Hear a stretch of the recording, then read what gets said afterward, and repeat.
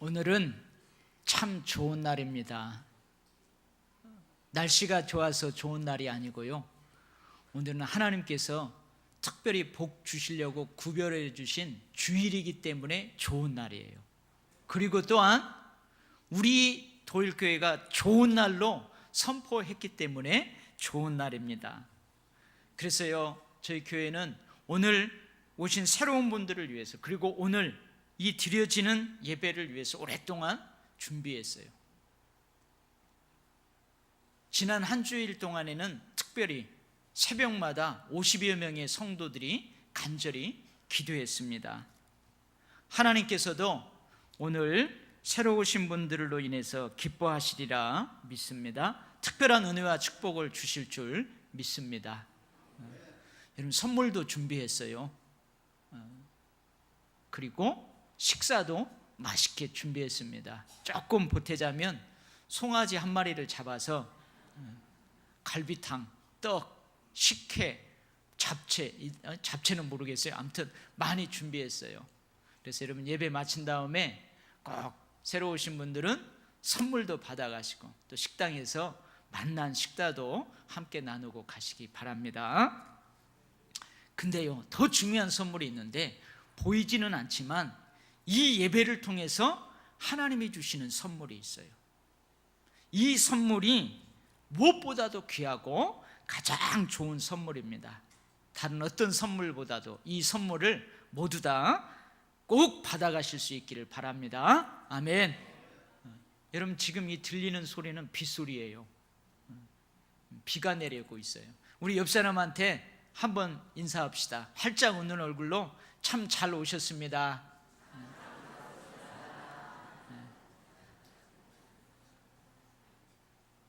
예, 참 잘 오셨습니다. 환영합니다.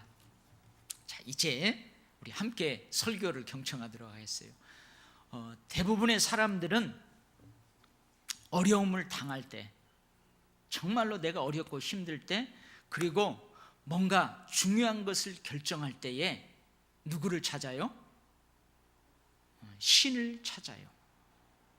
어떤 사람은요, 점쟁이한테 가기도 해요. 어떤 사람은요, 신령하다는 무당한테 가기도 해요. 어떤 사람은요, 절에 갑니다. 절에 가서 불공을 드려요. 불공을 드리기도 하고, 어떤 사람들은 교회에 오기도 해요. 그리고 당장은 아니지만, 내가 이렇게 어려운데, 정말로 힘들고 어려운데 이번 기회에 내가 종교 하나쯤은 가져야 되지 않을까 생각하는 사람들도 있습니다. 아마 사람이라면 누구나 다 그럴 거예요. 왜 그럴까?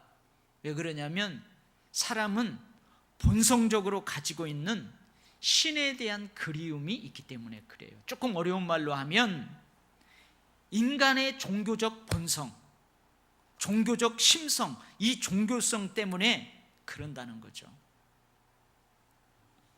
근데 엄밀히 따지면요, 사람이 가지고 있는 이 종교적 본성은 신에 대한 그리움이라고 제가 했잖아요. 근데 사실 엄밀히 따지면 신에 대한 그리움이라기보다는 뭐예요? 신에 대한 두려움이에요.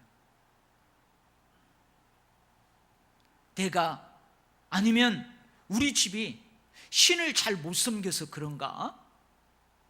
내가, 아니면 우리 집안이 신에게 뭔가를 크게 잘못해서 우리 집안에 이렇게 우환이 끊이지 않고 나에게 어려움이 닥치는가? 인생의 극심한 어려움과 위기를 겪을 때면 대부분의 사람들은 이렇게 신에 대한 두려움을 가지고 신을 찾아 나서요. 신에 대한 그리움이라고 제가 했지만 사실은 신에 대한 두려움 때문에 그 신을 찾아 나선다는 말이에요. 근데 정반대의 모습도 있어요. 때로는 신에 대한 두려움으로 신을 찾기보다는 오히려 신에게 반항하기도 해요. 신을 향해서요, 막 분노를 쏟아내기도 해요. 뭐라고? 당신들이 믿는 하나님이 있다면 나같이 착하게 사는 사람이 왜 이런 어려움을 당해야 돼? 저리 가시오.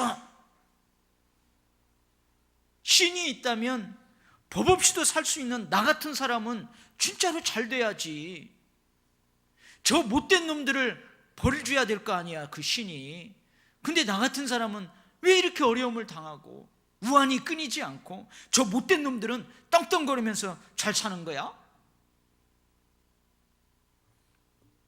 이렇게 신에게 반항하기도 하고 신을 향해서 분노를 쏟아내기도 해요.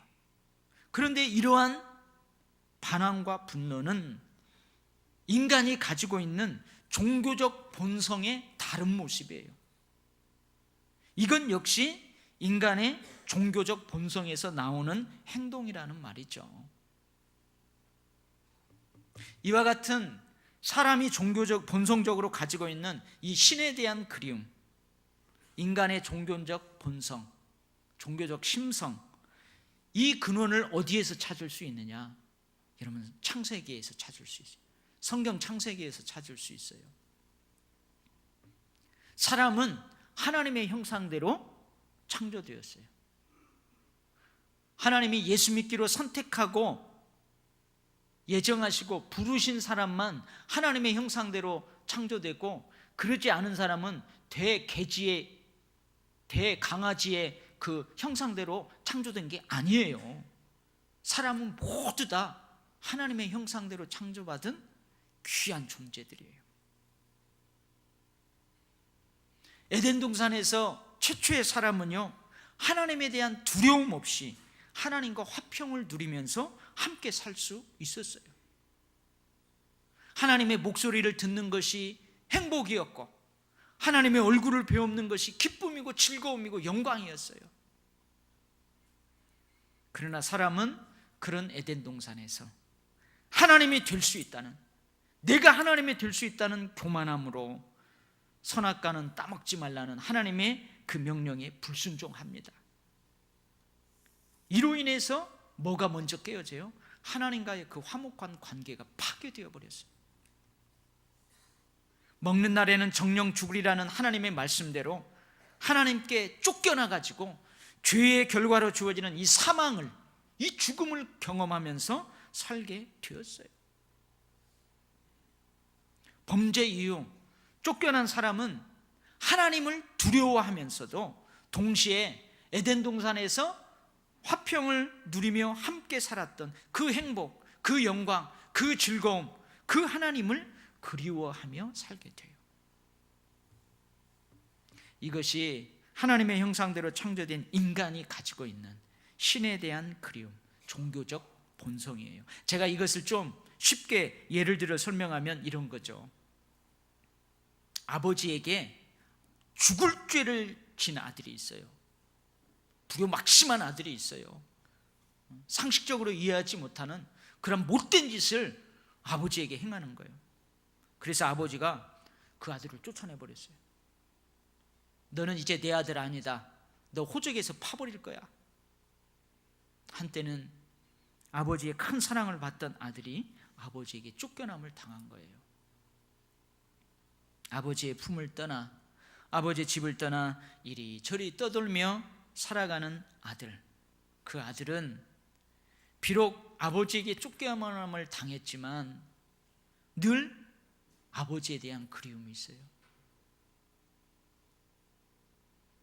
늘 나에게 한없는 사랑을 베풀어 주었던 그 어머니에 대한 그리움이 있어요. 나에게 늘 든든한 버팀목이 되어주고 늘 내 편에 서주었던 그 아버지의 사랑에 대한 그리움이 있어요. 늘 화목하고 평안했던 그 아버지의 집에 대한 그리움이 항상 있어요. 그리움으로 아버지 집으로 돌아가고 싶은 마음은 있지만 과연 내가 돌아가면 아버지가 나를 받아주실까? 아버지가 나를 용서해 주실까 하는 그런 막연한 두려움도 있어요. 다른 한편으로는요, 또 뭣도 있는 줄 아세요? 아버지 어머니에 대한 원망도 있어요. 아니, 그렇다고 아들을 쫓아내는 아버지가 어디 있어? 내가 뭐 태어나고 싶어서 태어났나? 자기들이 사랑해서 나 낳아놓고는 내가 설령 그런 잘못을 했다고 나를 쫓아내? 하면서요, 자기 잘못은 아랑곳하지 않고 아버지에 대한 분노를 가지고 있기도 해요. 여러분, 이것이 바로요, 하나님의 형상대로 지음받은 인간이 가지고 있는 종교적 본성이에요.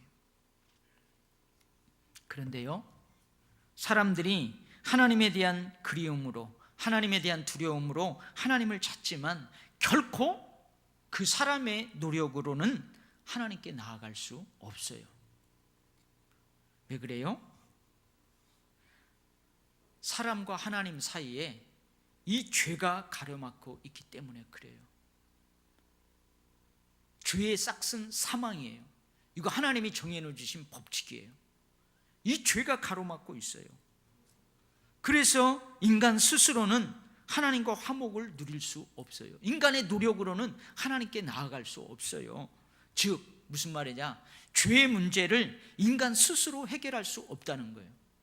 예를 들면 이런 거죠. 내가요, 어마어마한 죄를 지었어요. 내가 그러놓고는 지가 뭐라고 그래요? 자기한테 내가 네 죄를 사하노라. 지가 죄를 짓고 지가 그 죄를 사하노라 할 수 없다는 거예요. 죄의 시작은 인간에게 있으나 그 죄의 해결책은 인간에게는 결코 찾을 수 없다는 거예요. 이것 때문에 인간이 아무리 노력을 해도 늘 가다가 그 죄에 막혀요. 그래서 스스로 하나님 앞에 갈 수 없는 거예요. 또 왜 그러느냐, 하나님께서 사람이 쫓겨난 그 에덴 동산의 길, 그 생명나무의 길을 천사들을 시켜서 지키게 하셨기 때문에 그래요. 그런데도 사람들은 여러 가지 노력으로 하나님께 나아가려고 그럽니다. 때로는 하나님이 아닌 다른 어떤 것을 하나님이라고 하면서 그것을 섬기기도 해요. 성경은 이것을 뭐라고 그래요? 우상 숭배라고 그래요. 썩어지지 아니하는 하나님의 영광을 썩어질 사람, 새, 짐승, 기어다니는 동물 모양의 우상으로 바꾸었다, 그렇게 말해요. 신에 대한 두려움, 신에 대한 그리움을 갖고 자기가 스스로 막 신을 찾아 나서요. 그러다가요, 저게 나보다 능력 있고 나에게 복을 주는 신이구나, 그래가지고요, 하나님이 창조하신 그 창조물에다가 하나님이라고 절을 하고 그것을 섬기는 거예요. 어마어마한 막 고목나무, 그게 하나님이라고 섬기는 거예요. 자기들이 어떻게 통제할 수 없는 힘 있는 짐승, 그 짐승이 우리에게 복을 준다, 신이라고 거기다 절하는 거예요. 이게 바로 우상숭배죠. 제가 한번 생각을 해보았습니다. 아버지가 아들이 죽을 죄를 저질러 가지고 그 아들을 쫓아냈지만, 아들을 쫓아낸 다음에 아버지의 마음은 여러분 편안했을까요? 아마 말은 그렇게 했죠. 너 이놈의 자식, 내가 호적에서 파내버린다, 그랬지만 마음이 편할 아버지는 어디에도 없어요. 더군다나 쫓겨난 아들이 아버지를 무척 그리워하고 아버지의 집을 무척 그리워하고 있다는 소식이 들려요.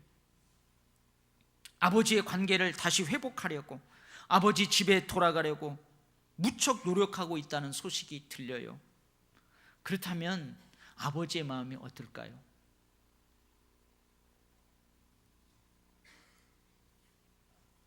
아들이 다시 돌아올 수 있는 명분을 만들어주고 싶지 않을까요? 어떻게 해서든지 아들이 다시 돌아올 수 있는 그 길을 열어주고 싶은 게 아버지의 마음이에요. 하나님의 마음도 그랬습니다. 하나님을 그리워하는 사람들을 보면서 너무너무 안타까운 거예요. 하나님을 찾는다고 하면서 엉뚱한 것을 하나님이라고 여기며 우상을 숭배하는 그 사람들을 보면서 괘씸한 마음도 들지만요, 하나님의 마음이 너무너무도 아픈 거예요. 어떻게든지 하나님을 한번 찾아보겠다고 노력하다가 죄의 싹스로 죽어가는 저 인간들을 보면서 하나님의 마음이 너무너무 안타깝고 아프고 그런 거죠. 결국 하나님께서는 사람에게 주어진 그 죄의 싹신 사망, 하나님과 사람 사이를 가로막고 있는 그 죄로 인한 사망의 문제를 직접 해결하시고자 하셨어요. 사람들이 다시 에덴 동산에서 처음 그랬던 것처럼 하나님과 화평을 누리며 행복하게 영광스럽게 살아가기를 원하셨어요. 그래서 하나님께서는 직접 사람에게 찾아가시기로 하셨습니다. 할렐루야. 다른 종교들을 한번 봐봐요. 우리 기독교를 제외한 많은 종교들을 한번 봐봐요. 그 종교에서는요, 사람들이 신을 찾아갑니다. 사람들이 신을 찾아가요. 무엇을 통해서요? 수행을 통해서, 고행을 통해서. 내가 속세를 떠나서 내 몸에 막 고통을 가하고 내가 밥을 안 먹고 내 본성을 내가 꽉 억누르면서 득도하면 신을 찾아갈 수 있다고 그렇게 생각하면서 아주 종교적으로 열심을 내요. 또는요, 내가 선행을 베풀면, 착하게 살면 그런 것을 통해서 내가 신을 만날 수 있다. 그래요. 신에 대한 두려움을 가지고 도덕과 윤리와 철학을 통해서 신을 찾아갈 수 있다, 만날 수 있다고 그렇게 가르쳐요. 그러나요, 우리 하나님은 찾아오시는 분이에요. 뭐라고요? 우리 하나님은 찾아오시는 분이에요. 최초의 인간인 아담과 하와가 에덴 동산에서 하나님께 범죄한 다음에 어떻게 했죠? 숨었어요. 죄를 범한 후에 하나님의 소리를 듣는 것, 하나님의 얼굴을 배우는 것이 두려웠어요. 하나님이 두려워서 숨었어요. 근데 그 숨어있는 아담과 하와에게 누가 찾아와요? 하나님이 먼저 찾아오세요. 먼저 찾아오셔서 아담을 불러요. 아담아, 지금 네가 어디에 있느냐? 지금 네가 무엇을 하고 어디에 있느냐? 네가 지금 무엇을 하고 지금 어떻게 있느냐? 그렇게 말씀하셨어요. 아브라함에게도요, 하나님이 먼저 찾아오세요. 하나님이 아브라함에게 먼저 찾아오셔서 그에게 말씀하셨어요. 너는 복이 될지라. 모세에도 마찬가지입니다. 모세에게도요, 하나님이 먼저 찾아오세요. 그리고 그에게 말씀하세요. 네가 선 곳은 거룩한 땅이니 너 발에서 신을 벗으라. 그렇게 말씀하세요. 우리가 잘 아는 갈릴리 어부 베드로, 그 베드로에게도요, 예수님이 먼저 찾아오세요. 그리고 그에게 말씀하세요. 나를 따라오너라. 사람 낚는 어부가 되게 하리라. 베드로의 삶이 바뀌어졌어요. 근데 십자가의 현장에서 예수님을 모른다고 3번씩이나 강력하게 부인하면서 배신했어요. 근데 그 배신한 베드로를 예수님이 먼저 찾아오세요. 먼저 찾아오셔서 그에게 말씀하세요. 베드로야, 네가 이 사람들보다 나를 더 사랑하느냐? 주님이 베드로를 먼저 찾아오세요.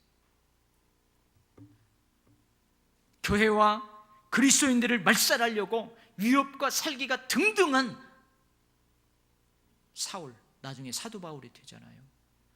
그 사울을 예수님이 먼저 찾아오세요. 그리고 그에게 말씀하세요. 사울아, 네가 어찌하여 나를 박해하느냐? 너는 나의 택한 그릇이라. 먼저 찾아오세요. 성경에서 하나님을 만난 모든 사람들은 그들이 먼저 하나님을 찾아간 것이 아니에요. 모두 다 하나님께서 먼저 그들을 찾아오셨어요. 그리고 그들에게 말씀하셨어요. 찾아오신 하나님을 만난 모든 사람들은 인생이 달라졌습니다. 이후 그들 모두는 하나님의 사랑받는 인생을 살았어요. 하나님을 두려워하기보다는 하나님과 화평을 누리며 살았어요. 하나님의 영광을 바라고 즐거워하면서 살았어요. 하나님의 은혜 안에서 있기에 그들은 극심한 환난 중에도 즐거워하는 그러한 삶을 살았어요. 할렐루야. 그래서요, 오늘 본문에서는요, 우리를 찾아오시는 하나님은 사랑의 하나님이시라고 그래요. 소망이 우리를 부끄럽게 하지 아니함은 우리에게 주신 성령으로 말미암아 하나님의 사랑이 우리 마음에 부은 바 됩니다. 우리를 먼저 찾아오시는 그 하나님은요, 사랑의 하나님이세요. 그래서 모세에게 찾아오셨던 하나님이 모세에게 선포하는 말씀이 있어요. 뭐라고 선포하냐면 이렇게 선포합니다. 나는 여호와로라. 나는 여호와 하나님이라. 나는 자비롭고 은혜롭고 노하기를 더디하고 인자와 진실이 많은 하나님이라. 아멘. 그렇게 자기 자신에 대해서 선포를 해요. 하나님께서는 모세를 사랑하기 때문에 먼저 모세를 찾아가요. 하나님께서는 아브라함을 사랑하기 때문에, 하나님께서는 긍휼히 여기시는 긍휼의 하나님이시기 때문에 베드로를 찾아가요. 우리를 향한 자비와 인자함이 많으신 은혜의 하나님이기 때문에 교회를 핍박하고 교회를, 예수 그리스도를 믿는 그리스도인들을 말살하려고 하는 그 사도 바울에게 먼저 찾아오세요. 우리 하나님은 먼저 찾아오시는 하나님이신 줄 믿습니다. 찾아오시는 하나님의 우리를 향한 가장 큰 사랑, 그 사랑은 바로 예수 그리스도예요. 예수 그리스도였어요.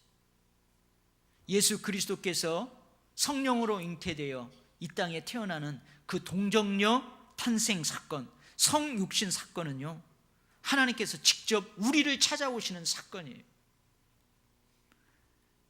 예수님이 이 땅에 오셔서 십자가에 죽으시고 부활하신 그 사건은요, 하나님이 우리에게 직접 찾아오시는 사건이에요. 높고 높은 하늘 보좌에 앉으신 하나님이신 예수 그리스도께서 낮고 낮은 이 땅에 인간의 모습으로 친히 우리를 찾아오시는 거예요. 우리에게 오셔서 우리의 모든 죄를 대신 지시고 십자가에 죽으셨어요.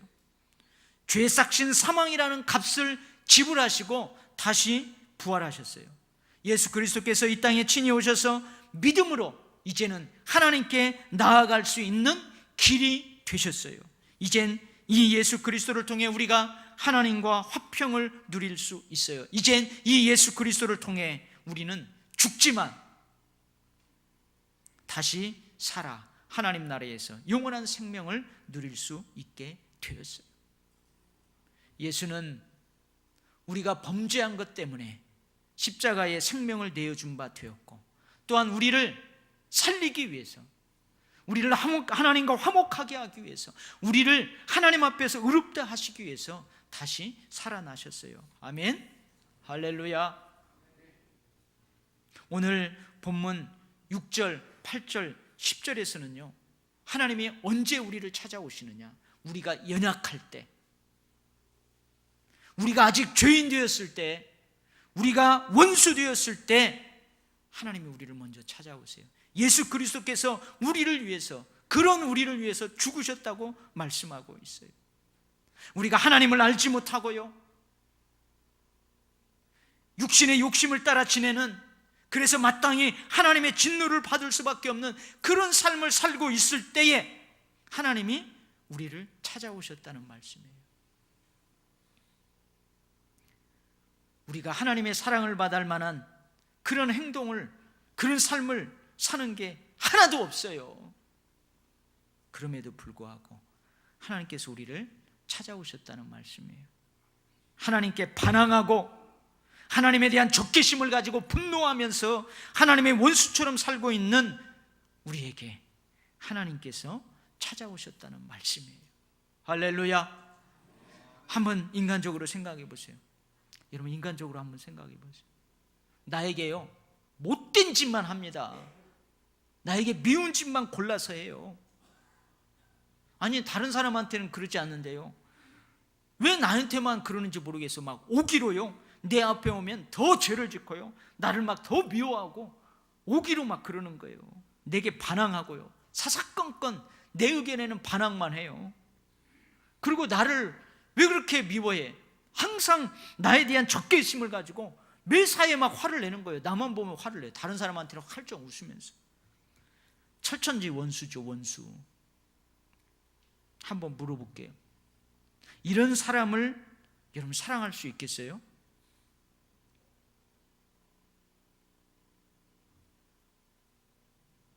이런 사람에게 먼저 찾아가서 은혜를 베풀 수 있겠냐고요. 결코 그러기가 쉽지 않습니다. 아니, 어려운 것이 아니라요, 결코 그럴 수 없어요. 설령 얼굴은 활짝 웃고 그래 너하고 화평을 누리마 그럴지 몰라도 이 속에서는요 안 그럴 거요. 부글부글 끓는 거예요. 그런데 하나님께서는 그런 우리들에게 찾아오셨어요.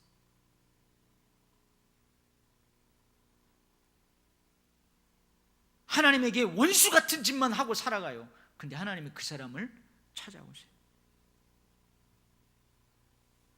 하나님 없다고 하고 죄를 지으면서도 죄가 죄인 줄 모르고 욕심대로 마땅히 진노를 받아서 심판을 받아서 죽을 수밖에 없는 그런 삶을 살고 있는 그 사람에게도 하나님은 찾아가세요. 그런 우리를 위해서 예수 그리스도께서 죽으셨어요. 예수 그리스도께서 이런 우리를 위해, 이러한 우리의 죄악 때문에 죽으심으로 하나님과 화목하도록 새로운 길을 내어주셨어요. 예수 그리스도께서 죽으심으로 하나님께서 우리를 얼마나 사랑하시는지, 하나님의 형상대로 지음받았지만 저렇게 원수처럼 죄악 가운데 살고 있지만 얼마나 그들을 사랑하시는지를 확증하셨어요. 사랑하는 성도 여러분, 이 세상에 어느 누구도 하나님의 사랑에서 제외되는 사람은 없습니다. 비록 하나님의 진노를 받을 수밖에 없는 연약한 사람일지라도 여러분 그 사람도 하나님의 사랑 받을 수 있어요. 할렐루야. 비록 여전히 죄인된 삶을 살아가는 사람일지라도 그 사람 역시 하나님의 사랑에서 제외될 수 없어요. 여전히 하나님께 반항하며 하나님의 원수로 살아가는 사람일지라도 하나님은 그들에게 찾아오십니다. 그들을 찾아가십니다. 예수님이 그렇게 말씀하시죠. 건강한 자에게는 의사가 쓸데없고 병든 자에게라야 쓸데있느니라. 이게 무슨 말이에요? 나는 의인입니다. 나는 죄인이 아니에요. 나는 하나님 없이도 살 수 있어요. 이런 사람은요 예수님이 필요 없다고 생각하며 살아가는 사람이에요. 하나님이 찾아오셔도 필요 없습니다. 거부하는 사람이에요. 근데요 설령 내가 병들지 않았더라도 혹시 내 몸에 병이 들었는지 모르겠어요. 나는 죄인입니다. 연약합니다. 나는 하나님이 필요합니다. 나는 하나님의 사랑이 필요합니다. 이 죄의 문제 때문에 내가 미치겠어요. 내가 해결할 수 없어요. 이 죄책감 때문에 내가 미치겠어요. 이거 내가 해결할 수 없습니다. 나는 예수 그리스도의 그 보혈의 능력이 필요합니다. 그 용서가 필요합니다. 사랑이 필요합니다. 여러분 이런 사람은요 예수님이 필요하다고 생각하는 사람이죠. 이런 사람은요 찾아오시는 하나님을 맞이할 수 있어요. 볼지어다 내가 문 밖에 서서 두드리노니 누구든지 내 음성을 듣고 문을 열면 내가 그에게로 들어가 그와 더불어 먹고 그는 나와 더불어 먹으리라. 요한계시록 3장 20절 말씀이에요. 이 말씀처럼 하나님께서는요 지금도 그 사람이 어떻게 사는가 상관없어요. 과거에 그 사람이 어떤 사람이었는가 상관없어요. 미래에 어떻게 될 사람인가 상관없어요. 모든 사람에게 지금도 하나님은 찾아오십니다. 찾아오셔서 마음의 문을 두드려요. 때로는 기쁜 일로, 때로는 슬픈 일로, 때로는 뜻하지 않는 어떤 사건으로, 어떤 사람, 수없이 찾아오는 전도자들, 어느 날 나에게 전해진 전도지 한 장, 거기에 쓰여있는 한 구절의 말씀으로 하나님은 우리를 찾아오세요. 그것이 하나님의 노크 소리가 될 수 있어요.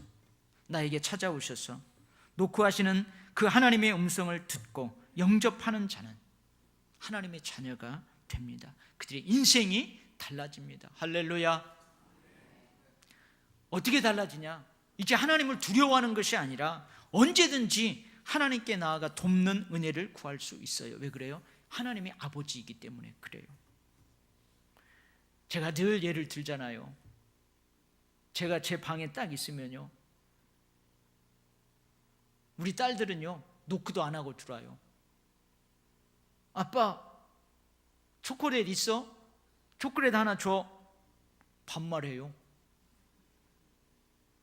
근데요, 우리 유치부 아이들이라도 제 방에 들어올 때는 노크하고 들어오고요, 와가지고 목사님 사탕 하나 있으면 주세요 그래요. 그게 아버지하고 아버지가 아닌 자하고의 차이예요. 하나님이 찾아오셨어요. 노크하셨어요. 그 소리를 듣고 하나님을 아버지로 영접하면 아버지 하나님이에요. 그러니까 하나님이 두려운 게 아니고 이제 하나님이 좋은 거예요. 하나님과 화평을 누릴 수 있어요. 하나님의 은혜와 사랑 안에 있으므로 여러분 즐거워합니다. 하나님의 나라에서의 영원한 생명과 영광을 바라면서 여러분 기뻐해요. 그리고 환난 중에도 즐거워합니다. 이것이 오늘 이 예배를 통해서 하나님께서 여러분에게 주시는 무엇보다도 귀하고 가장 좋은 선물입니다. 이미 찾아오신 하나님을 만나 이런 삶을 살아가는 사람들도 여기에 있어요. 그러나 아직도 찾아오신 하나님을, 찾아오신 예수 그리스도를 영접하지 못한 사람들도 여기에 있어요. 그렇다면 오늘 이 설교를 하나님의 노크소리로 들으시고 찾아오신 그 하나님 예수 그리스도를 영접할 수 있기를 바랍니다. 그러면 분명히 남은 여러분의 인생은 분명하게 달라질 줄 확신합니다. 할렐루야. 기도하겠습니다. 하나님 아버지, 오늘 도일교회 저 성전의 뜰, 성전의 문지방을 넘어서 이 예배 자리에 오신 새로운 분들을 위해, 오늘 그들과 함께 드리는 이 예배를 위해 주님, 우리가 오랫동안 준비했습니다. 지난 한 주간에는 50여 명의 성도들이 피곤한 육신이지만 새벽을 깨어 일어나서 하나님 앞에 부르짖으며 기도했습니다. 좋은 선물도 준비했습니다. 식사도 맛있게 준비했습니다. 오 주님, 하나님이 예정하시고 선택하셨기에 오늘 그들이 이 자리에 있게 된 줄 믿습니다. 겉으로 보았을 때는 내가 여기에 오고 싶어서 왔지만 보이지 않는 하나님의 손길이 있는 줄 믿습니다. 주님, 오늘도 이 노크 소리를 듣고 모두가 다 예수 그리스도를 영접함으로 이전의 삶과는 다른 복된 삶을 살아가게 하시고, 이전의 하나님과는 다른 정말로 참된 하나님을 만나 하나님 품에 안기는 그때까지, 하나님 나라에 가는 그때까지 기쁘고 즐겁고 힘있고 행복한 삶을 살아갈 수 있게 하여 주시옵소서. 환난과 어려움과 여러 가지 우한 가운데에도 하나님 나라를 소망하며 오히려 기쁘고 즐겁게 그것들을 감당하며 누리며 살아가는 능력의 사람들로 그렇게 복을 내려 주시옵소서. 예수님 이름으로 기도하옵나이다. 아멘.